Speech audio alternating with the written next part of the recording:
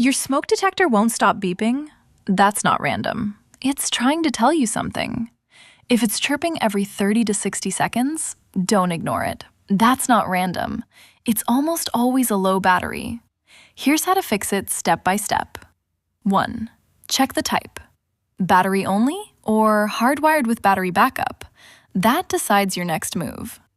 2. Replace the battery. Use the exact type the manual calls for. Even if the old one seems fine, swap it anyway. 3. Reset it properly.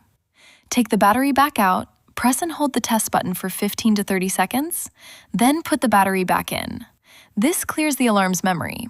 Skip it, and it can keep chirping even with a fresh battery. 4. Still chirping? Clean it.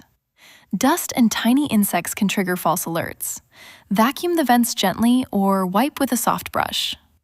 5. Check the age. Find the manufacture date on the back. Over 10 years old? Replace the whole unit. The sensor wears out over time, battery or not. 6. Hardwired and still chirping?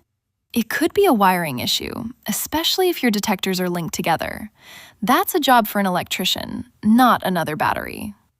A working smoke detector is one of the simplest things you can do to protect your home.